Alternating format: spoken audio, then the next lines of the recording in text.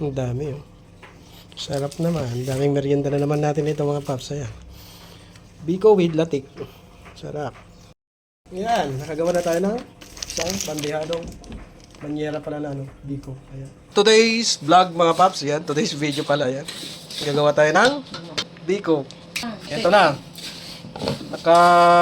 Pagsaing na tayo ng ating malagkit. Ayan. Hindi ko yan nilagyan ng asin pero lalagyan na lang natin dun sa sa carnival niya. So ito nagpapaano na tayo ng asukal. Ayan, nagpapatunaw na tayo ng ulang asukal mga paps at saka syempre ito yung ating kakang gata.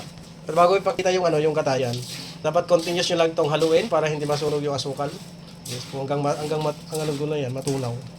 At ayan yung ating mga niyog na gagamitin mga paps. 5 lata yan. 5 piraso. 400 ml pala yan. So ilan to? Bali 2 litro to gagamitin natin. Mga paps. Tiyaga lang talaga tsaka pasensya sa paggagawa ng mga ganito. So ayan yung 1 kilong asukal, hindi ko yan nilahat, bali 3/4 lang yan. Tapos yan, continue pa rin sa paghahalo para hindi masunog yung ating asukal mga paps hanggang matunaw yan. Pagbibiko mga paps, kailangan talaga ng pasensya kasi kanyan, kailangan ng tiyaga sa pag-ano halo hanggang matunaw yung asukal na pula.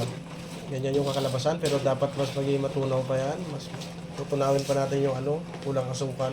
Ngayon, ilalagay na natin yung isang lata ng gata. Dahan-dahan lang. Saka natin haluin. At dito sa kabilang lutuan, gagawa tayo ng latik para sa ating biko. Ito papakuluan lang hanggang maglatik, tapos yun na yung kukunin natin yung latik niya, tapos yung langis niya, ilalagay pa rin natin sa biko. So ayan, dadagdagan natin, 2 ilalagay natin sa gagawing latik. Ayan, 3 latik naman yung nilagay natin dito sa sa may arnibal. Ayan, kumukulo na yung ating kakanggata dyan sa sa gagawin nating latik. Tsaka yung dito sa arnibal. Ayan. Continuous lang sa paghalo. Mga paps, yung 2 lata ng ng coconut milk. Yan na yung konti na lang. Malapit na yan mag-latik. Yes. Tapos yung asukal naman nito, konti na lang. Paigayin pa natin para hindi masyadong matubig yung ating gagawing biko. Tapos lalagyan na natin yung ating malagkit na sinaing. Tsaka haluin natin ng maayos. Ayan, tapos na tayo ng latik. Ayan, kung makikita nyo yung latik natin. Diba?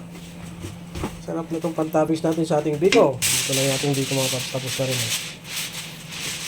So ayan na, pinapatas na lang. Uy, ang dami yung ating 1 kilong biko mga paps. Ayan, lalagyan na lang natin yung kanyang latik. Ayan yung latik ko. Sarap na naman ng ating merienda partner sa pait na kape, walang asukal. Ito na yung ating final product mga paps na biko. Uy, ang dami oh. Sarap naman. Daming merienda na naman natin ito mga paps. Ayan. Biko with latik. Sarap. Nakagawa na tayo ng isang bandihadong banyera pala na biko. Ayan. Sarap ng merienda. Ayan. Meron pa doon 1 kilo. So, yun lang po. Thank you. Thank you po. Bye-bye. Namubulong na 1 kilo. Thank you. Bye-bye.